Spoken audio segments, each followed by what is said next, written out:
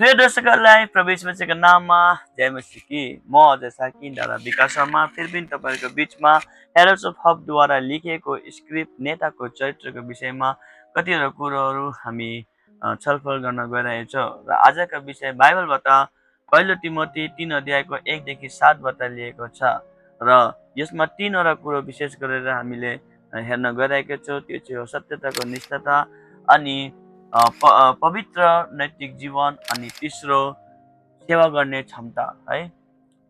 सेवाकै गर्ने क्षमताको विषयमा हामीले हेर्न गइरहेछौँ र परमेश्वरले आफ्नो मण्डलीमा नेतृत्व गर्ने केवल प्रतिभाशाली मानिस होइन, तर असल चरित्र भएको पनि परमेश्वरले चाहनुहुन्छ। र केवल शिक्षा ज्ञानी भएर मात्रै हुँदैन, हाम्रो चरित्र हाम्रो स्वभाव पनि राम्रो होस् भनेर परमेश्वरले चाहनुहुन्छ है। र त्यही कारणले आजको यो सब्जेक्ट धेरै नै अगुवाहरूलाई महत्त्वपूर्ण कुरो हो र हामी अगाडि सिक्नु गइरहेका छौँ। हाम्रो बिचमा विकास जानुहुन्छ र म यो समय विकास जानले दिन चाहन्छु। हो भाइ, यो कुरा हो पौलले तिमोथीलाई लेखेका हुन् अगुवाहरूको कुरा लिएर। विश्वासी जो हुन्छन् तिनीहरूलाई हेरचाह गर्न, तिनीहरूलाई रास्ता देखाउन त्यो व्यक्ति, त्यो मान्छे चाहिँ कस्तो हुनुपर्छ भन्दाखेरि यो यहाँ कुरा छ। अनि भाइले जे भने कि त्यसमा धेरै क्वालिफिकेसनको कुरा छैन, तर धेरै क्यारेक्टरको कुरा चाहिँ छ, चरित्रको कुरा चाहिँ छ। र सर्वप्रथम पहिलो कुरा चाहिँ आएको छ यहाँ सत्यनिष्ठको जीवन भन्ने। यसमा चाहिँ त्यो विश्वासी भाइ, त्यो अगुवा निर्दोष हुनुपर्छ। यसको अर्थ यो होइन कि त्यो पर्फेक्ट हो, त्यो सिद्ध पुरुष हो भनेको होइन।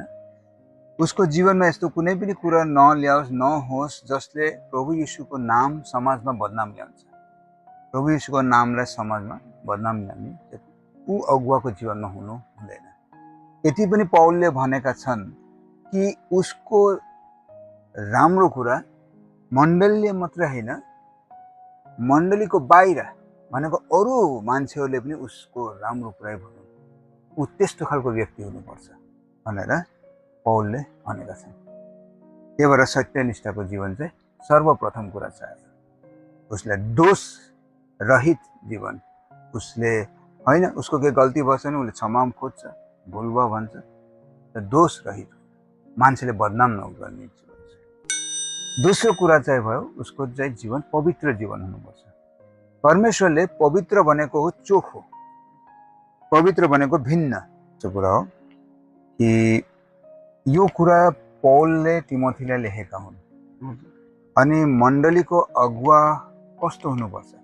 जुन मान्छेले प्रभुको जनहरूलाई दिशा दिन्छ, मार्गदर्शन दिन्छन्, कस्तो हुनुपर्छ। अनि जसरी भाइले भने कि क्वालिफिकेसन उति साह्रो ठुलो कुरा होइन। यहाँ पौलले जति भनेका छन् चरित्रको कुरा लिएर भनेका छन्।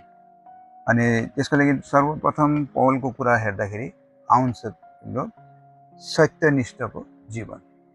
सत्यनिष्ठको जीवन भनेपछि के भनिन्छ कि ऊ भाइको जीवन चाहिँ दोष रहित जीवन होस्। पुरै पर्फेक्ट हुने कुरो वा होइन, परिपक्व हुने कुरो होइन।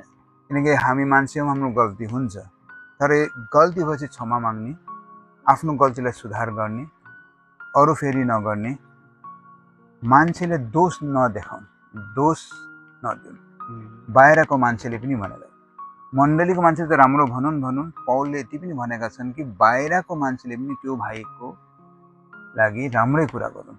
त्यस्तो खालको जीवन उसको गवाही हुनुपर्छ। उसले यस्तो केही काम गर्दैन जसले प्रभु यीशुको नाम बदनाम आउँछ समाजमा, उसको जीवनद्वारा उसले गर्दैन। त्यस्तो खालको अगुवाको जीवन हुनुपर्छ। त्यस्ता भाइ बहिनी छन् भने कि अगुवा हुन्छ।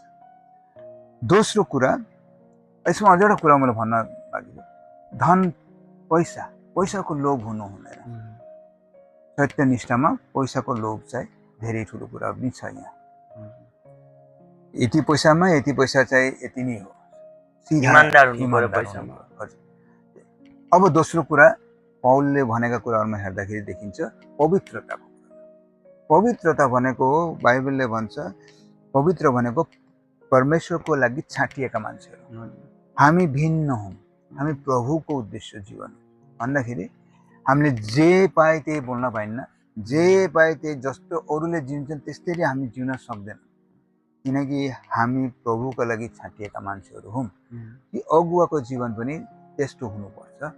अरू भन्दा विश्वासीहरू भन्दा अगुवाको जीवन पवित्रता देखिनुपर्छ।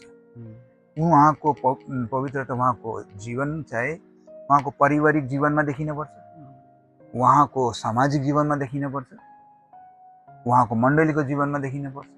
मण्डलीभित्र मात्रै होइन, मण्डली बाहिर बाहिर पनि सामाजिक भन्छ मण्डली, अब जुन समाजमा छ वरिपरिको मान्छेहरू पनि छन्, जसले प्रभुलाई नजान्ने मान्छेहरू पनि छन्, उहाँको जीवन तिनीहरूलाई पनि प्रभाव पनि चोखो जीवन चाहिँ देखिनुपर्छ।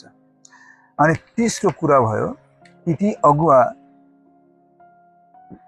भनेपछि अब वचनमा उहाँ छिपेको मान्छे हुनुपर्छ, उहाँले सिकाउन सक्नुपर्छ। अगुवालाई सोध्न आउँछन्, पास्टर बुवा के गर्ने, मार्गदर्शन खोज्छन्, दाजु के गर्ने, हामीले के हो यसमा के कस्तो मार्गदर्शन, उहाँले वचन सिकाउनु मान्छे हुनु पर्यो। उहाँले वचन सिकाउनु अगाडि उहाँले आफै वचनमा डुबिएको मान्छे हुनु पर्यो, उहाँले आफै वचनको गहराई अध्ययन हुनु पर्यो, अनि उहाँले सिकेर बुझ्दै प्रभुको आत्माद्वारा अनि सिक्दै बुझ्दै अनि त्यो कुराहरू सिकाउन सक्छ। उहाँ त्यस्तो व्यक्ति हुनु पर्यो। उहाँ सत्यनिष्ठाको जीवन, पवित्रताको जीवन र वचनलाई सिकाउन सक्ने, सही वचन सही कुरा सिकाउन सक्ने व्यक्ति हुनु पर्यो। अगुवामा यी तीनटा गुण पाउलले भनेको चाहिँ हामी भेटाउँछौँ। धन्यवाद विकास दादा, तपाईँले धेरै मिठो अनि धेरै स्पष्ट रूपले एउटा नेताको चरित्रको विषयमा है सिकाउनु भएको लागि धन्यवाद दिन्छु। म आशा राख्छु हाम्रो दर्शकहरूलाई, जति पनि सेवाका गर्ने प्रभुको दास दासीहरूलाई आजको विषयले धेरै आशिष गरेको छ, अनि अगाडि आउने दिनहरूमा सेवाका गर्ने हामीलाई धेरै प्रभुले अगुवाई गर्नुहुन्छ भनेर हामी आशा राख्छौँ। र आजको विषयमा हामी यति नै राखिँदै हामी यहीँ तपाईँहरूसँग बिदा लिँदै म र विकास दा समाप्त गर्न चाहन्छु। जय मसीह।